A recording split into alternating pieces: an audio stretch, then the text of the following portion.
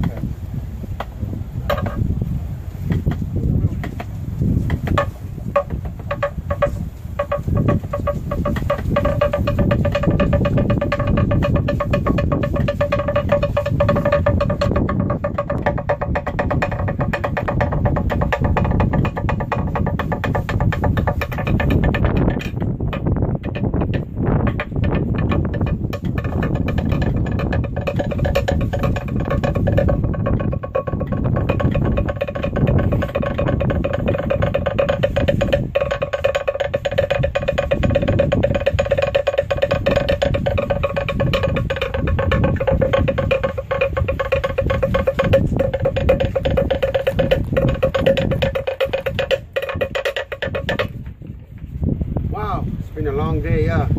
I try my best to make it not as bored as possible.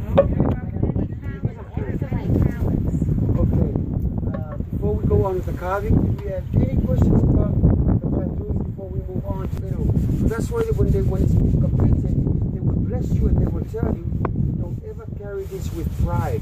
Because pride you have to swallow it sometimes. You have to carry it with respect and honor. So that's why whatever you see that needs to be done, you run. You're like a soldier, you're like a marksman. You make sure you have everybody that what needs to be done. You don't ask for how much you get paid or what are you going to get out of it. No, you are a soldier, you are a server, you just go whatever needs to be done. So you are the one that they always expect to be there first. So if I sit on the bus, and then a lady comes up or a man older than me, it's my duty to get up and go to the back and give up my seat. For whatever females that gets on the bus, I have to get up.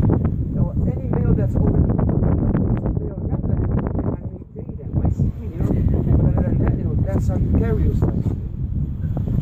And if you see somebody carrying somebody heavy on the street and he needs help, you don't have to ask him. You just go there and help him, Because when they see that you have your knees are black and full body tattoo, they're just like, oh yeah, that's their road. That's what they do. Go ahead. Okay, we are here at the wood carving. Now the wood carvers are also recognized as, you're going to ask a question, man?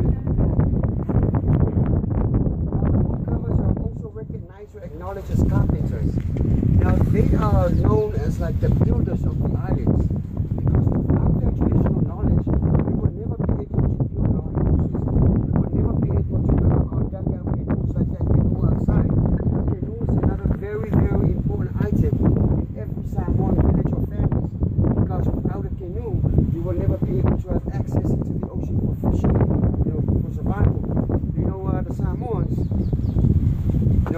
Like that word uncivilized, Ever since we landed in these islands, we've always lived in houses. The Samoans were never living under the trees and come out and say, unga, unga, unga. No, we've always lived as a community. There was a system of life.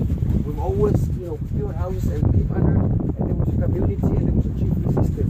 So that's why, we are, so proud of our ancestors about how they were able to maintain our culture to this day. Earlier, Samoans were always at war with each other. So that this is some of the very important jobs or the roles of carvers. Because not only they're builders, but they are the ones that carve all our traditional war clubs. So whatever village that has the best carvers, they will have the best weapons, and they will have a better chance of winning the war.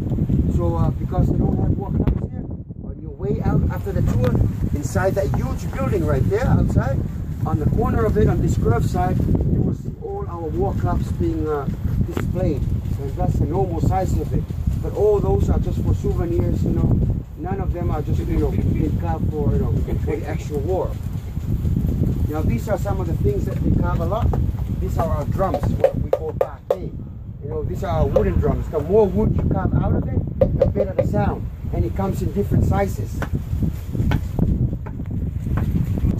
Not only water, but also our food. Now you can tell the difference between a bowl. The bowl that you store food with does not have any legs. But the minute it has legs, that's our other bowl. Remember the ceremony? Anybody that was in the ceremony this morning? Yes. So the legs represents the people, how we live as a community. So that's what the legs represent. But the ones that we store our food with, it's just a flat bottom. It sits right on the table. But this is our, what you call a smaller version of the other bowl. Usually they're much, much bigger.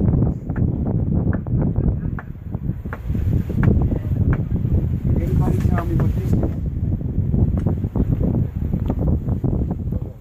Yes. It's a pillow. Find it hard to believe. But a lot of our, especially our elders, they would prefer this. And it's comfortable to them. Don't ever tell me it's a pillow when I go to sleep. It's very, very uncomfortable. But it is a pillow. I hear that you're tapping. I see no use as pillows. Yeah, that's right. Yes. They even got these small turtles. So not only the covers, but every cover has their own thing they specialize on. You know, that's a gentleman. Or for example, like, nobody wants to come here. I'm sorry, I forgot to introduce the name. This is Martel, this is Mosa, and this is Waita. Alofa. You know, each one of them, they have their own skills that they're specialized on. Like he specializes on carving boats. He specializes in carving canoes. You know, but not only they all know how to carve, but they all have these certain items that they're good at. So carving is something that's been handed down from their father or the grandfather taught the father and the father taught the son. When I say taught, that means like you're not teaching them. You just watch it and then just pick it up, you know, as they grow old. Now, all these arts is able to adapt to the modernization. Now, this is about the same handle that all our ancestors used. In the ancient times, it was a piece of rock attached to the end of the same shape. So with the introductions of other materials into the country, now there's no longer a rock, but it's a piece of carbon steel blade. So even though they changed the blade, but the handle still maintained the same. So the chipping technique is still there. So they just sort of improved it a little bit.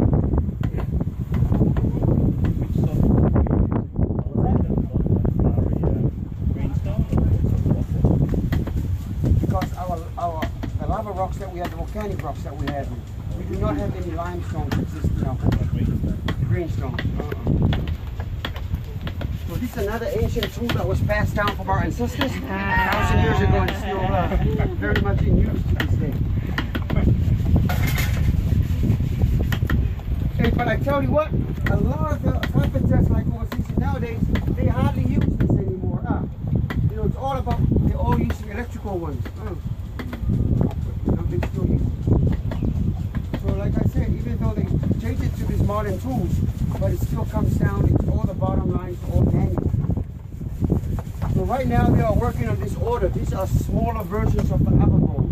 There's a company in New Zealand that won like 200 of these. So they're working on this. So the smaller it gets, the harder it's, the more detail that they have to go.